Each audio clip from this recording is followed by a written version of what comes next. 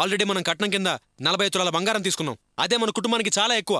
మళ్ళీ మనం ఇప్పుడు ఈ చీటీ పంపిస్తే వాళ్ళు మన కుటుంబం గురించి ఏమనుకుంటారు? చీప్ గా అనుకోరు? మనం డబ్బు మనుషులు అనుకోరు? ఏంటమ్మా నువ్వు చేస్తున్న పని? ఇవన్నీ మా కోసం చేస్తున్నావేరా? నీ మంచి కోరేగా, నీ సుఖం కోసమేగా చేస్తున్నావు. చూడమ్మా, నేను మీతో పాటు ఈ ఇంట్లో ఉన్నవాడే కదా. ఇప్పుడు అర్జెంటుగా ఎన్ని కొత్త సామాన్లు అవసరమా? అయినా ఆ ఫ్యాన్ కూడా నేను అర్చన కోసం రిపేర్ చేయించానమ్మా. నాకు ఫ్యాన్ లేకపోయినా పర్వాలేదు, నాకు అలవాటే. అర్హత లేని సుఖాలు నాకిష్టం లేదమ్మా. పొద్దున మావయ్య గారు నాకు ఫోన్ చేశారు. ఏం సామాన్లు కావాలని అడిగారు. ఏమీ వద్దు, అన్నీ నేనే కొనుక్కుంటానని చెప్పాను. నాన్న ఇప్పుడు లిస్ట్ తీసుకెళ్తే వాళ్ళు మళ్ళీ పెద్ద గొడవ చేస్తారు. వాడు నీకు ఫోన్ చేసిన విషయం నాకు తెలియదు కదరా. తెలుసుంటే నేనెందుకు లిస్టు తయారు చేసేదాన్ని, మీ నాన్నకి చెందుకు పంపించేదాన్ని. ఏదో నువ్వు అర్చన ఇబ్బంది పడకూడదని నా ఆరాటం, అంతేగాని నిన్ను తక్కువ చేయాలని కాదురా. సరే, ఇప్పుడు చెప్తున్నాం కదా, దయచేసి ఇంకెప్పుడు అడక్కు. నా సంసారానికి కావాల్సిన సామాన్లన్నీ నేనే కొనుక్కుంటాను, సరేనా? అమ్మా రాణి, నా బట్టలు వదిన బట్టలు కొంచెం మూట కట్టేసేయమ్మా. తర్వాత శివ కొన్ని సామాన్లు తీసుకొస్తా అన్నాడు. ప్రస్తుతం ఆ సామాన్లతోనే సర్దుకుంటాం. తర్వాత నేను కొత్త సామాన్లు కొనుక్కుంటాను. మరి నేను షెడ్డుకెళ్ళి వస్తాను.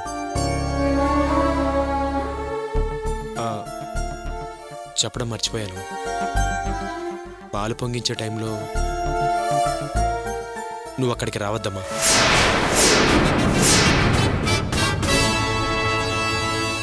అదేంట్రా గోపి, లిస్టు తయారు చేసిందన్న కోపంతో పాలు పొంగించేటప్పుడు అమ్మని రావద్దంటాం ఏం బాగుండలేదురా. రేయ్, పాలు పొంగించేటప్పుడు తల్లి పక్కన ఉంటేనేరా తల్లి ఆశీర్వచనం పొందుతావు. నాన్న, నా ఉద్దేశం అది కాదు నాన్న. నాకు అమ్మ మీదేం కోపం లేదు.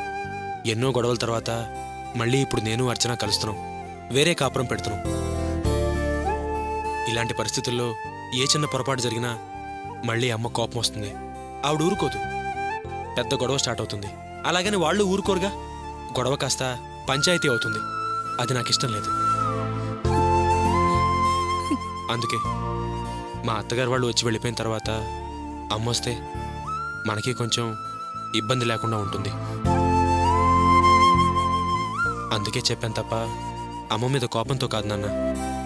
దయచేసి నన్ను అర్థం చేసుకోండి. షెడ్కి వెళ్ళొస్తాను.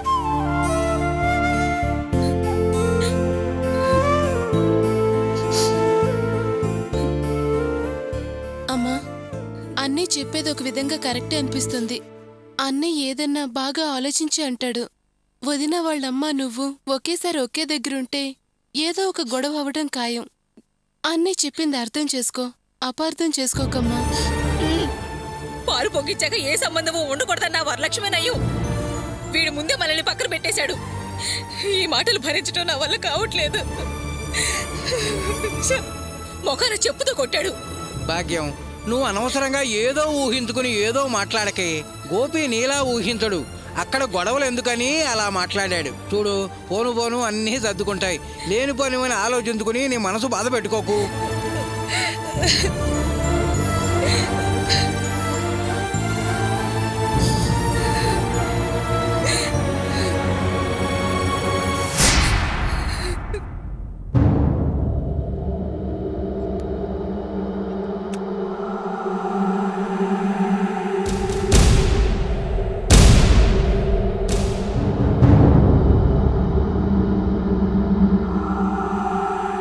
Madam tea tea madam tea madam.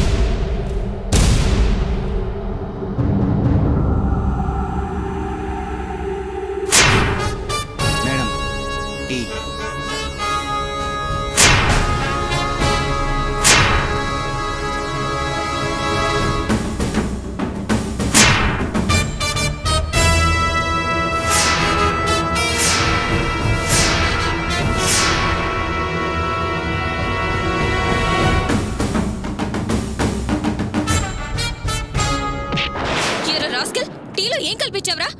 చెప్పరా, చెప్పు. కలిపివ్వడం ఏంటి? నాకేం తెలియదు మేడం. అబద్ధాలు ఆడుకో, నిజం చెప్పు. నువ్వు టీ ఇచ్చాకే నాకు మత్తొచ్చింది. అసలు ఏం జరిగిందో నాకు తెలియలేదు. చెప్పరా, ఏం చేసావు చెప్పు. లేదు మేడం, నేనేం కలపలేదు మేడం. నాకేం తెలియదు, నన్ను వదిలేయండి. ఏంట్రా, ఏం కలపలేదా? కలపకపోతే టీ తాగాక నాకు మత్తు ఎలా వచ్చింది? ఎలా వచ్చింది చెప్పురా రాస్కెల్. నిజంగా నాకేం తెలియదు మేడం. మర్యాదగా చెప్పు, లేకపోతే నీ అంతు చూస్తాను. చెప్పరా, చెప్పు. ఏం కలిపావు చెప్పు. ఒట్టు మేడం, నాకేం తెలియదు మేడం, నేనేం కలపలేదు మేడం. రే, నీ ఒట్లు దొంగ ప్రమాణాలు నాకు తెలుసు కానీ చెప్పు, ఆ టీలో ఏం కలిపావో చెప్పరా, లేకపోతే చంపేస్తాను. నిజంగా నాకేం తెలియదు మేడం, ఇది నిజం అంతే మేడం. నువ్వు ఆ మాట ఎన్నిసార్లు చెప్పినా నేను నమ్మనురా. నాకు నిజం కావాలి, నిజం తెలియాలి. సత్య ప్రమాణంగా నాకేం తెలియదు మేడం, ఏం కలపలేదు మేడం. అందరూ మనల్నే చూస్తున్నారు, వదిలేండి మేడం, వదిలేండి ప్లీజ్. చూడండి, చూస్తే ఈ అబద్ధాలు మానేసి నిజాలు చెప్తావు. మర్యాదగా నిజం చెప్పావో సరే సరే, లేదా నీ మీద పోలీస్ కంప్లైంట్ ఇస్తాను. నీ దగ్గర నుంచి ఎలా నిజం రాబట్టాలో వాళ్ళే రాబడతారు, లేదా నీ ఇష్టం.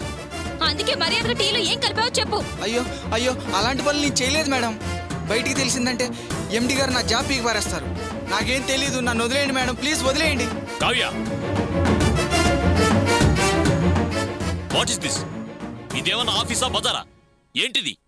కామన్ సెన్స్ లేకుండా బిహేవ్ చేస్తున్నా. సార్, ఈ రాస్కల్ నేను టీలో ఏదో కలిపిచ్చాడు. ఏం కలిపిచ్చాడని అడుగుతున్నాను సార్. అబద్ధాలు ఆడకండి మేడం, మీరు చేయమన్నట్టే కదా నేను చేశాను. ఇప్పుడు నింద నా మీదకి నెట్టి నన్ను తప్పుడు వాడిని చేయాలని చూస్తున్నారా? ఏంటి, నేను చెప్పినట్టు చేసావా? ఇదో కొత్త డ్రామానా? నేనేం చేయమని ఏం చేసావు? నాటకాలు డ్రామాలు పేదవాళ్ళ మాకు తెలియదు మేడం. నేను చెప్పేది నిజం, ఇదే కదా మేడం? చూడండి సార్, ఇదే టీలో కలిపివ్వమన్నారు, నేను ఇచ్చాను అంతే. నేనేం కలపలేదు. వీడు చెప్పేదంతా పచ్చి అబద్ధం, ఏదో క్రియేట్ చేస్తున్నాడు. వీడి మాటలు నమ్మకండి సార్, ప్లీజ్. నేనేం అబద్ధం చెప్పట్లేదు సార్, మేడమే ఈ పౌడర్ టీలో కలపమన్నారు. నేను కలపమన్నానా? నిజంగా నిన్ను ఎవరు కలపన్నారు చెప్పరా? Kavya, behave yourself. ఆఫీసును పాడు చేయొద్దు. వాడిని ఎందుకు అలా బెదిరిస్తున్నా? Don't cross your limits. Sir, వీడు అబద్ధం చెప్తున్నాడు sir. Try to understand me sir. No more explanations. You are suspended.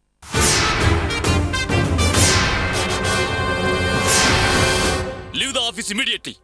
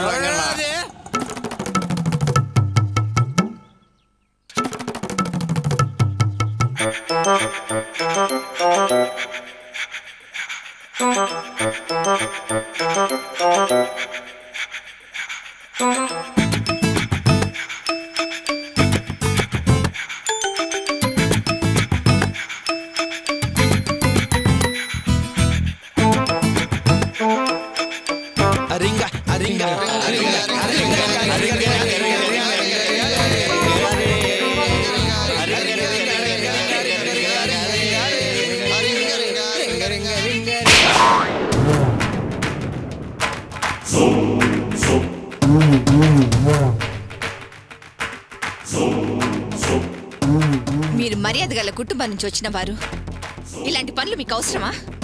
ఇలా రోడ్డు మీద ఆడుతూ ఉంటే అసహ్యంగా అనిపించట్లేదు? ఇంట్లో డబ్బులు ఉన్నంత మాత్రాన ఇలా అల్కాజనంతో చేతులు కలిపి తాగి తందరాలు ఆడతారా? బజార్లో తగాత పడతారా? ఏమైనా కాస్త మంచిగా అనిపిస్తుందా? చిచి. చూడండి, ఇక రండి ఇలాంటి బేవర్సగాళ్ళు ఓసీగాళ్ళతో తాగేది లేదు. It is my promise. This is lost and final. ఓకేనా? ఇక నుంచి దున్నేవాడిదే భూమి అన్నట్టు నా కష్టమే నేను తాగుతా. ఇక నుంచి రంగయ్య ఫుల్గా సంపాదిస్తాడు కూడా. అలా నా సంపాదన నేను తాగుతాను. ఇక ఇలా మాట్లాడే ఛాన్స్ ఎవరికి ఇవ్వను. ఓకేనా? మీరు ఈ వయసులో పనికి వెళ్ళటం ఏంటి, సంపాదించడం ఏంటి? నాకేం అర్థం కావట్లేదు. అర్థం కాకపోవటానికి ఏముందండి, ఈ రంగయ్య అంత నిజమే చెప్తాడు, అబద్ధం చెప్పడు. ఇవాళ నుంచి ఈ రంగయ్య ఎస్జీ అంటే security guard, place of work and salary fixing. ఇంతకాలం కాలు మీద కాలేసి దర్జాగా బతికి ఇప్పుడు ఈ పని అవసరమా? ఇప్పుడు కాలు మీద కాలేసుకుంటా, కాకపోతే కాపలా కాస్తా అంతే. ఇప్పుడు రంగయ్య బాధ్యత రంగం మారిపోతున్నాడు. సారీ. బాధ్యత గల వ్యక్తిగా మారబోతున్నాడు. పనికంటూ వెళితేనే మా సంసారం సాగేది. ఏమండి, నేనే కాదు మా రాణి వాసు కూడా పనికి వెళ్ళిపోతున్నారు. ఏంటి, వాళ్ళు కూడా పనికెళ్తున్నారా? ఎందుకంత ఆశ్చర్యం? అదేదో చేయకూడని పని అన్నట్టు అలా అంటారేంటి? ఇప్పుడు అంత అవసరం ఏమొచ్చిందని? ఆల్రెడీ గోపి బాధ్యత తీసుకున్నాడుగా, ఇంటి బాధ్యత అంతా మోస్తున్నాడుగా. అయితే మీకు అసలు విషయం తెలియదన్నమాట. అసలు విషయమా? ఏంటిది? మరేం లేదు, గోపి అత్తగారు కండిషన్ పెట్టారు, అందుకని. కండిషనా? ఏమిటి ఆవిడ మీకు పెట్టిన కండిషన్? మా గోపి వేరే కాపురం పెట్టడం, వాడు కాపురం పెట్టాక మాకు వాడికి ఏ విధమైన బంధుత్వం సంబంధం ఉండకూడదని వాళ్ళు అన్నారు. కానీ మేము ఆ విషయం గోపికి చెప్పకుండా దాచిపెట్టాం.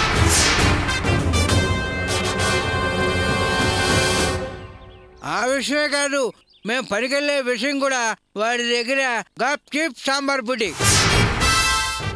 అంతేకాదు, ఈ విషయం ఎవరి దగ్గర చెప్పకూడదని మా భాగ్యం దగ్గర ప్రమాణం కూడా తీసుకున్నాను.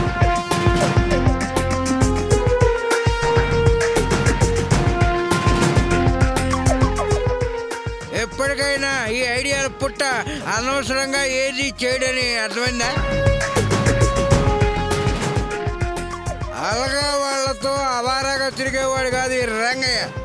ఈ రంగయ్య ఎస్జీ. ఓకేనా? ఓహో, అసలు మ్యాటర్ ఇదనమాట. అందుకే నా భాగ్యం నోరిప్పకుండా మూగ ముత్తమ్మలాగా అలా వెళ్ళిపోయింది. నిజం గొంతులో దాచుకొని నన్నే మాయ చేసింది.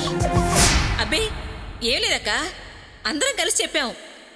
మా గోపి కూడా ఒప్పుకున్నాడు, అంతే, వేరే ఏమీ లేదు. పాలు పొంగించే ముందు విషం చుక్కలాంటి మ్యాటర్ నా చెవున పడింది. ఇక చూడు, వెంటనే వెళ్ళి గోపి దగ్గర బుస కొడతా. పాలు పొంగ పెళ్ళిన విరిగిపోతాయి, కాపురం కొల్లేరవుతుంది. ఏంటి అలా అవాక్కై నిలబడిపోయారు? ఓహో, వీడికింత బ్రెయిన్ ఉందా అని ఆశ్చర్యమా? ఇది ఓన్లీ శాంపిల్ మాత్రమే. అసలు నా అతి తెలివి గురించి మీకు తెలిస్తే మైండ్ బ్లాక్ అవటం కాదు, బ్లాస్ట్ అయిపోతుంది. కానా మరి? పాదరసం లాంటి బుర్ర, సెకునుకున్నంత తెలివి మీకుంది. ఆయన గురించి చదివాం, కానీ మిమ్మల్ని చూస్తున్నాం. నిజంగా మీరు అనేది నా బుర్ర గురించేగా? అవును, అక్షరాల మీ బుర్ర గురించే. సరే సరే, నాకు టైం అయింది, ఇది ఉంచండి. అబ్బా, నేను వాళ్ళలాగా పరేదాన్ని కాదుగా. అబ్బా తీసుకోండి, హ్యాపీగా ఎంజాయ్ చేసుకోండి. మనసు నా మాట జున్ను, మణికే మణి, చింతామణి జిందాబాద్, చింతామణి జిందాబాద్ అనంటారా? చింతామణి జిందాబాద్, చింతామణి జిందాబాద్, చింతామణి జిందాబాద్, చింతామణి జిందాబాద్, చింతామణి జిందాబాద్, చింతామణి జిందాబాద్, చింతామణి జిందాబాద్, చింతామణి జిందాబాద్, చింతామణి. మందు తాగినప్పుడు గోపికి విషయం తెలియకూడదని, పైగా ఈ విషయం ఎవరికి చెప్పకూడదని, చెప్తే ప్రమాదం అని చెప్పావా లేదా? మళ్ళీ రారంగమ్మ రారంగమ్మ అని నోరు తెరుచుకుని తెలివి అని అతి తెలివిగా వాగావు కదరా నీ అబ్బా. అయ్యో, నోరు దారేశాను కదరా. స్నేహితులు మీరైనా నా నోరు ముయ్యొచ్చు కదా. ఇప్పుడు ఏమిట్రా చేయటం? స్వామి, కృష్ణ, జేసస్, అల్లా, మీరే నన్ను కాపాడాలి. ఓ ఫుల్ ఓకే.